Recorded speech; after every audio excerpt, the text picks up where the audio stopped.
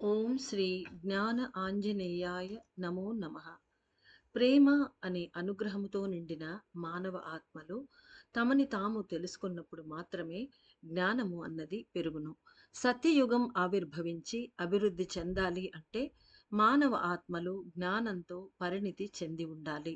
అన్ని జీవులలోనూ పరమాత్మను దర్శించుటయే ఉన్నతమైన జ్ఞానము. కలి ఎల్లలో జీవించే మానవులకు జ్ఞాన మార్గం స్పష్టంగా తెలియాలి అంటే తనని తాను తెలుసుకోవాలి.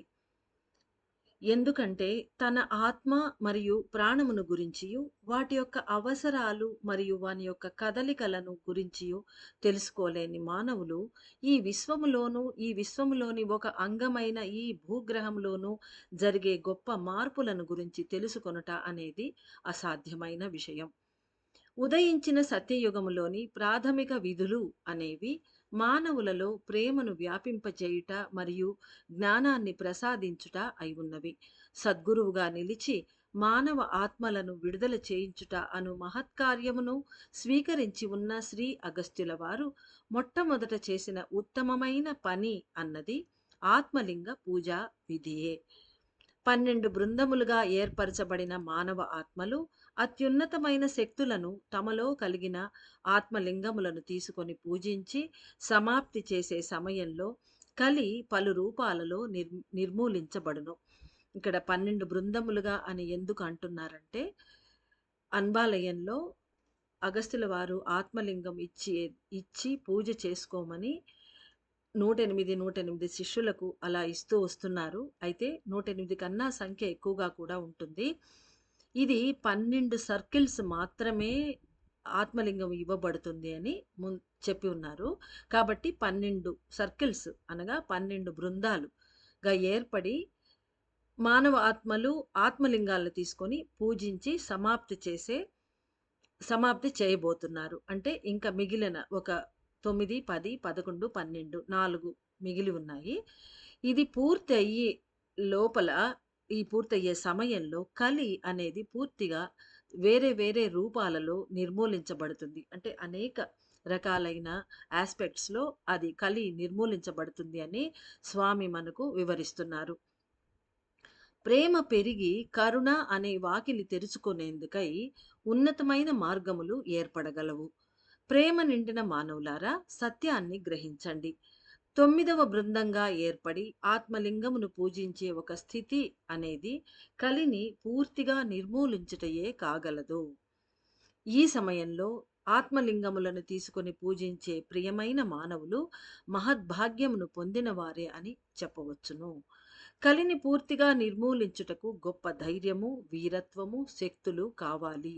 అంటే స్వామి ఏం చెప్తున్నారంటే, ఇప్పుడు జరగబోయే ఆహ్, జరుగుతూ ఉండే 9వ సర్కిల్‌లో ఈ బృందం ఎవరైతే ఉన్నారో వీళ్ళు ఆత్మలింగాన్ని తీసుకొని పూజిస్తున్నారు. వీళ్ళు చాలా భాగ్యవంతులు అంటున్నారు. ఎందుకంటే కలి ఈ సర్కిల్‌లోనే పూర్తిగా నిర్మూలించబడేదానికి పూర్తి అవకాశాలున్నాయి అంటున్నారు. అయితే అలా జరగడానికి అంటే మిగతా 8 సర్కిల్స్‌లో ఉండేవాళ్ళు బేస్‌మెంట్ తయారు చేశారు.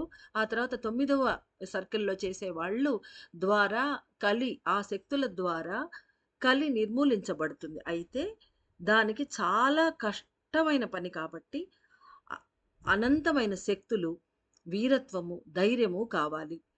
అందుకు అనుగుణముగానే జ్ఞాన ఆంజనేయుడనైన నేను ప్రేమను, శక్తులను కురిపిస్తున్నాను. అంటే స్వామి ఇంకా 9వ సర్కిల్ వాళ్లకు నేను మొత్తం శక్తులను, వీరత్వాన్ని, ధైర్యాన్ని ఇస్తున్నాను. కలిని నిర్మూలించడాని కోసం వీళ్ళందరికీ నేను సపోర్ట్‌గా ఉంటున్నానని స్వయంగా స్వామి చెప్తున్నారు. ఒక మండలం కాలం పాటు అగస్త్యుల వారి ఆత్మతో పెనవేసుకొని కలిసిపోయి పూజించేవారు సగభాగము పూర్తి అయ్యే సమయంలోనే గొప్ప మార్పులను అనుభూతి చెందగలరు. 24 రోజుల పూజ పూర్తి చేసుకోగానే ఒక ఉన్నతమైన కాంతి శక్తి ఈ భూమిపై పరుచుకొనుటను అందరూ గమనించగలరు.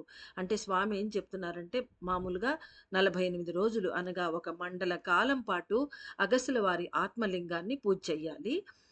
అలా పూజ చేస్తూ ఉన్నప్పుడే 24 రోజులు అంటే సగభాగం పూజ పూర్తయ్యేటప్పటికే అప్పటికే ఒక రకమైన మార్పొస్తుందట. ఉన్నతమైన కాంతి శక్తి భూమి అంతా నిండిపోతుందట అని చెప్తున్నారు స్వామి. అంటే అంత అద్భుతమైన ఆహ్, విషయం జరగబోతోంది. 9వ బృందం పూర్తి అయ్యే సమయంలో గొప్ప సంఘటనలు జరగనున్నవి. 9 బృందముల వారందరికీ రక్తము పైకి ప్రసరించి 10వ సర్కిల్ అనే జ్ఞాన అణువులను 10వ సర్కిల్ అనే జ్ఞాన అణువులను మెదడు లోపల స్పృశించును. అంటే ఇక్కడ మనం కొంచెం చెప్పుకోవాలి. మన తలలో 9 సర్కిల్స్‌లో అణువులు పేర్చబడి ఉంటాయట. అక్కడ 10వ సర్కిల్‌లో జ్ఞాన అణువులు ఉంటాయట. ఆ లోపల పక్క ఆత్మ ఉంటుంది అని మనకు జ్ఞానం ఇస్తూ ఉన్నారు. సో, ఈ 9 బృందముల వారు అంటే 9 సర్కిల్స్ ఇంతవరకు పూజ చేసుకొని ఆత్మలింగ పూజ చేశారు. ఇప్పుడు 9వ సర్కిల్ వాళ్ళు చేసుకుంటూ ఉన్నారు. ఈ బృందముల వాళ్ళకు ఎలా ఉంటుందంటే, పూజ అయిపోయిన వాళ్ళకి, ఇప్పుడు చేసే వాళ్ళకి రక్త ప్రసరణ అనేది మామూలుగా తల పైకి మామూలుగా మనకు ప్రసరించదట. తల పై వరకు అంటే మన ఎక్కడైతే ఆత్మ, ప్రాణశక్తి ఉంటుందో అంతవరకు ప్రసరణ జరుగుతుందట. అక్కడ లోపల ఉండే 10 సర్కిల్స్ అణువులు పేర్చబడి ఉన్న ఆ సర్కిల్స్‌లో 9 సర్కిల్స్ దాటుకొని 10వ సర్కిల్‌లో ఉండే జ్ఞాన అణువులను ఏవైతే మెదడు లోపల ఏర్పరచబడి ఉన్నాయో, పేర్చబడి ఉన్నాయో వాటిని మన రక్తం అనేది టచ్ చేస్తుందట. అది టచ్ చేసినప్పుడు జ్ఞాన అణువులు ఓపెన్ అవుతాయట. కాబట్టి ఈ 9 బృందముల వారందరికీ అంటే 8 బృందములు ఇంతవరకు పూజ చేసిన వాళ్ళకి, ఇప్పుడు చేస్తూ ఉన్న వాళ్ళకి కూడా రక్తం పైకి ప్రసరణ జరిగి, ఆ 10వ సర్కిల్ అంటే ఇక్కడ కన్‌ఫ్యూజ్ కావద్దు. బయట పూజ చేసే వాళ్ళకి 9, 10 సర్కిల్స్ అంటున్నాము. మన మెదడు లోపల ఈ పేర్చబడి ఉన్న అణువులను కూడా 10వ సర్కిల్ అంటున్నాం. కాబట్టి ఈ రెండిటికి తేడా తెలుసుకొని గ్రహించుకోవాలి. కాబట్టి అక్కడ ఉండే జ్ఞాన అణువులను తాకినప్పుడు, ఆ జ్ఞాన అణువులు విచ్చుకొని మనకు జ్ఞానం కలుగుతుంది. కాబట్టి ఇలా జరిగినప్పుడు ఇది గ్రహించగలిగిన వారు ఉత్తమ స్థితిని పొందగలరు అంటున్నారు స్వామి. 10వ బృందంగా ఏర్పడి ఆత్మలింగములను పూజించే వారందరూ దేవకుల ఆత్మలే అయి ఉంటారు. అంటే ఇప్పుడు 9వ సర్కిల్ జరుగుతోంది. ఇంక రాబోయే 10వ సర్కిల్ అనగా 10వ బృందంగా ఏర్పడి పూజ చేసుకునే వాళ్ళందరూ దేవాత్మలై ఉంటారట. దేవకుల ఆత్మలై అంటే అమిత ప్యూర్ ఆత్మలై ఉంటారట వాళ్ళు. ఎందుకంటే 9వ బృందం అనేది కలి బారి నుండి విడిపడుటకే అయి ఉన్నది. అంటే ఒకసారి ఈ 9వ సర్కిల్‌లో లింగ పూజ అయిపోయాక, ఈ బృందం వాళ్ళు చేసేశాక, ఆ వచ్చే శక్తుల వల్ల కలి బారి నుంచి అందరూ బయటపడిపోతారట. కాబట్టి ఆ వచ్చే 10వ సర్కిల్‌లో వాళ్ళు దేవకుల ఆత్మలు. అంటే వాళ్ళు డైరెక్ట్‌గా సత్యయుగ వాసుల అయ్యేదానికి అవకాశం ఉంది అని స్వామి చెప్తున్నారు. 10వ బృందం పూర్తిగా సత్యయుగ వాసులుగా సులభముగా వికసించగలరు. అంటే 9 బృందాల వాళ్ళు చేసిన పని వల్ల, ఆ పూజల వల్ల 9వ బృందం వాళ్ళు ఫైనల్‌గా కలినంతా నిర్మూలించినప్పుడు 10వ బృందం వాళ్ళకి రాజమార్గం అయిపోతుంది. వాళ్ళు హాయిగా సత్యయుగ వాసులుగా సులభంగా వికసించగలరు అంటున్నారు స్వామి. కరుణ అనే సత్యయుగపు రెండవ వాకిలి తెరుచుకొనుటకై స్వయముగా దేవతలచే ఎన్నుకోబడిన దేవకుల ఆత్మలే రాబోవు 10, 11 మరియు 12వ బృందముగా ఏర్పడి ఆత్మలింగ పూజ చేసుకునే మానవ ఆత్మలు అని అందరూ గ్రహించాలి. ఇక్కడ మనం జాగ్రత్తగా తెలుసుకోవాలి. సత్యయుగం తెరుచుకున్నదని, మొదటి వాకిలి తెరుచుకున్నదని, అది ప్రేమ అనే శక్తి వలన ఆ ప్రేమ అనే వాకిలి తెరుచుకున్నదని మనకు బ్రహ్మదేవుడి మెసేజ్‌లో, ఇతర మెసేజుల్లో తెలిసిపోయింది. ఇప్పుడు కరుణ అనే సత్యయుగపు రెండవ వాకిలి కూడా తెరుచుకోవటానికి ప్రయత్నాలు జరుగుతున్నాయి. అందులో భాగమే ఈ ఆత్మలింగ పూజ. కాబట్టి కరుణ అనే సత్యయుగపు రెండవ వాకిలి తెరుచుకొనుటకై స్వయముగా దేవతలచే ఎన్నుకోబడిన దేవకుల ఆత్మలే రాబోవు 10, 11 మరియు 12వ బృందంగా ఏర్పడి అంటే రాబోయే 10, 11, 12 సర్కిల్స్‌లో పూజ చేసే వాళ్ళందరూ ఆ బృందాలు వాళ్ళు దేవకుల ఆత్మలు. ఎందుకంటే ఈ కరుణ అనే సత్యయుగపు రెండవ వాకిలి తెరవడానికి వాళ్ళు ఉపయోగపడబోతారు అని చెప్తున్నారు. ఆత్మలింగ పూజ చేసుకునే మానవ ఆత్మలు అని అందరూ గ్రహించాలి. ఆది దీపం అను అత్యున్నతమైన వాసములో అనగా ఒక గృహములో 12 దేవతలు నివసించుటకు ఆరంభిస్తారు. అంటే ఆది దీపం అనేది తయారు కాబోతోంది. అందరికీ ఇవ్వబోతున్నారు. ఆ ఆది విళక్కు అని తమిళ్లో అంటారు.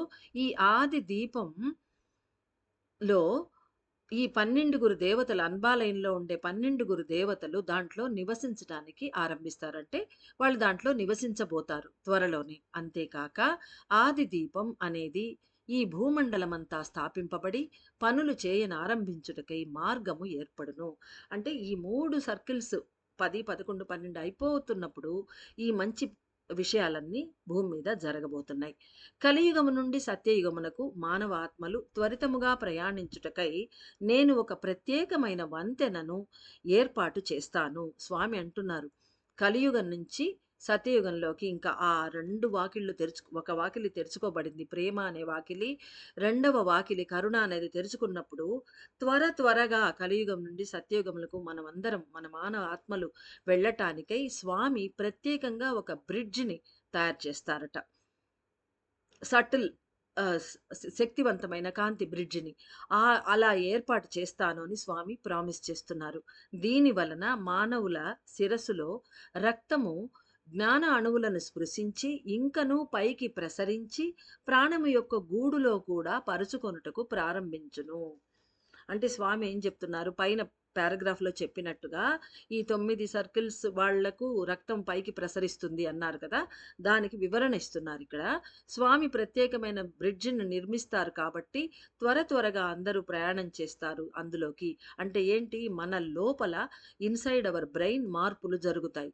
ఎలా అంటే రక్త ప్రసరణ పైకి పాకి జ్ఞానాణువులను టచ్ చేశాక ఇంకా పైకి ప్రసరణ జరిగి ప్రాణం యొక్క గూడు అంటే సింగిల్ ఆటమ్ జీవాణువు ఎక్కడుంటుందో దాని ఇల్లు. ఆ గూట్లో ప్రాణం ఉండే గూట్లో కూడా అది పరుచుకుంటుందట ఆ రక్తం.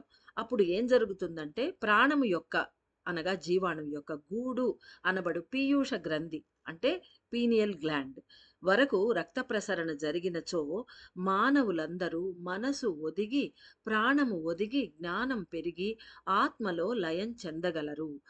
దీనికోసమే ఇవన్నీ అగస్త్యుల వారు మన చేత చేయిస్తున్నారు. ప్రాణం, మనసు, బుద్ధి, అన్నీ వెళ్ళి ఆత్మలో లయం కావాలి. అప్పుడు ఆత్మ ముక్తి చెందుతుంది. అందుకోసం ఈ రక్త ప్రసరణ జరిగినప్పుడు మెదడులో పీనియల్ గ్లాండ్ వరకు రక్త ప్రసరణ జరిగినప్పుడు మానవులందరూ వారి మనసు ఒదిగి, ప్రాణము ఒదిగి, జ్ఞానం పెరిగి ఆత్మలో లయం చెందగలరు. ప్రియమైన మానవులారా, ఆత్మలింగ పూజ చేసుకొని ఉన్న ప్రియ శిష్యులందరూ తీవ్రమైన ప్రార్థనలను చేయవలసి ఉన్నది.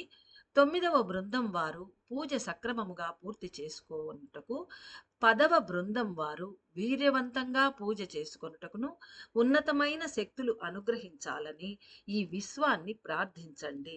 అంటే కాస్మోస్‌ని మనం విశ్వాన్ని ఈ విధంగా ప్రార్థన చేయాలి. పైన చెప్పిన విధంగా 9వ బృందం వాళ్ళు పూజ సక్రమంగా పూర్తి చేసుకోవాలి. ఇంక రాబోయే 10వ బృందం వారు బాగా చేసుకోవాలి. ఉన్నతమైన శక్తులు అనుగ్రహించమని ఈ విశ్వాన్ని ప్రార్థించమని స్వామి చెప్తున్నారు. రాబోయే మిగిలిన 3 బృందముల వారును అధిక సంఖ్యలో పూజ చేసుకొన్నచో సత్యయుగపు 2వ వాకిలి తెరుచుకొనును. 108 అనే సంఖ్యను దాటి మానవులు అధిక సంఖ్యలో ఆత్మలింగములను తీసుకొని పూజలను స్వీకరించుట ద్వారా కలి అనేది సంపూర్ణంగా నిర్వీర్యం కాగలదు. అంటే 108 మందే కాకుండా ఇంకా అధిక సంఖ్యలో అనేక మంది మానవులు ముందుకు వచ్చి ఆత్మలింగాలను తీసుకొని పూజ చెయ్యాలి. అప్పుడు కలి పూర్తిగా నిర్మూలనం అయిపోతుంది అంటున్నారు. అప్పుడు అందరూ సత్యాన్ని గ్రహించి విడుదల పొందుటకై ముందుకు రాగలరు. సత్యయుగం యొక్క ఉన్నతమైన శక్తులు పెరుగును. నేను ఈ సమయంలో వీర్యవంతమైన శక్తులను ప్రసాదించి కలిని నిర్మూలించేందుకై తీవ్రమైన ప్రయత్నములను చేస్తూ ఉన్నాను అందరూ గ్రహించవలసిన సత్యం ఏమిటి అంటే, తీవ్రమైన ధ్యానములను, ప్రార్థనలను చేస్తూ ఆత్మలింగ పూజలు విరివిగాను, వీర్యవంతంగాను, అత్యంత శక్తివంతంగాను జరగాలి అనియు, అధిక సంఖ్యలో మానవ ఆత్మలు ఆత్మలింగ పూజలను స్వీకరించాలని సంకల్పించుకొని 12 దేవతలను పూజించవలసి ఉన్నదే మన కర్తవ్యాన్ని స్వామి బోధిస్తూ ఉన్నారు. సత్యయుగం పూర్తిగా విరబూయుటకు రెండవ వాకిలి తెరుచుకొనవలసి ఉన్నది. అందరూ కలిసి బ్రహ్మ ముహూర్త సమయంలో అంటే వేకువజామునే లేచి ఆత్మగాయత్రి మంత్రాన్ని తీవ్రంగా జపించి మానవులు అధిక సంఖ్యలో ఆత్మలింగ పూజలు స్వీకరించాలి అని గ్రహించి ప్రార్థించండి. ఎంత మాత్రమూ సులభముగా దక్కని భాగ్యములు అతి త్వరలో ఈ కలి ఎల్లలో లభించగలవు. అంటే సాధారణంగా వేల ఏళ్ళు యుగాలు తపస్సు చేస్తే గాని దొరకని భాగ్యం మనకు దొరుకుతోంది. ఆత్మలింగం దొరకడం ఇవన్నీ. సో, ఎంత మాత్రమూ సులభముగా దక్కని భాగ్యములు ఈ కలియల్లలో లభించగలవు అంటున్నారు స్వామి. ఆత్మలింగ రూపములు మరల అగస్త్యుల వారిచే తీసుకొనబడి పైలోకములకు వెళ్ళిపోవును. అంటే మనం 12 సర్కిల్స్ పూర్తయ్యాక 12 బృందముల వారు పూజ చేసేసుకున్న తర్వాత ఇంకా ఆ ఆత్మలింగలో వస్తూ ఉన్న ఆ శక్తులన్నీ 108 శక్తులు ఏవైతే ఉన్నాయో అవి అగస్త్యుల వారి ఆత్మకణము అన్నీ కూడా పైలోకాలకు ఆకాశం వైపుకు తిరిగి వెళ్ళిపోతాయి. తమ వచ్చిన సోర్స్‌లోకి అవి వెళ్ళిపోతాయి. కాబట్టి అంటే మన దగ్గర ఉన్నప్పుడే ఈ అవకాశాన్ని చేజార విడుచుకోవద్దు అంటున్నారు స్వామి. కాబట్టి ఆ శక్తులను అందరూ పొంది లబ్ధి పొందాలి. జ్ఞాన ఆంజనేయుడనైన నేను వీరము మరియు ధైర్యమును ప్రసాదించి కలితో పోరాటములు లేకుండానే బయటపడుటకు అనుగ్రహాన్ని ప్రసాదిస్తాను. అంటే ఆ స్వామి ఇచ్చే శక్తులతో అగస్త్యుల వారిచ్చే ఆత్మలింగం సహాయంతో మనం కలితో ఏ పోరాటాలు లేకుండానే బయటపడేదానికి మార్గం ఆయన అనుగ్రహిస్తాను అంటున్నారు స్వామి. గురు భక్తి మరియు శరణాగతి అనేది పెరిగినప్పుడు మేలు కలుగగలదు. ప్రేమ అనే శక్తియే కరుణగా మారుగాక. ఆది దీపం యొక్క కార్యముల ప్రచారం జరుగుగాక. ఆత్మలింగ పూజలు ఒదిగిపోయి ఆది దీపం విరివిగా పనిచేయాలని మీరందరూ ప్రార్థనలు చేయండి. అంటే ఆత్మలింగ పూజలు బాగా జరిగి అవి ఒదిగిపోవాలి. అంటే ముందు ఈ 3 సర్కిల్స్ ఇప్పుడు జరిగే 9వ సర్కిల్, ఆ తర్వాత 3 సర్కిల్స్ 10, 11, 12 బాగా జరిగి, ఆ తర్వాత ఆత్మలింగ పూజలు ఒదిగిపోయి ఆది దీపం బయటికి రావాలి. విరివిగా పనిచేయాలి. అంటే అందరి ఇళ్ళకు చేరి దాని శక్తులను ప్రసరిస్తూ ఈ భూమండలాన్ని కాపాడాలి. విరివిగా పనిచేయాలి అని మనందరినీ ప్రార్థనలు చేయమని స్వామి చెప్తున్నారు. నేను కూడా నా పరిపూర్ణమైన ఆశీస్సులను అందచేస్తున్నాను అని స్వామి చెప్తున్నారు.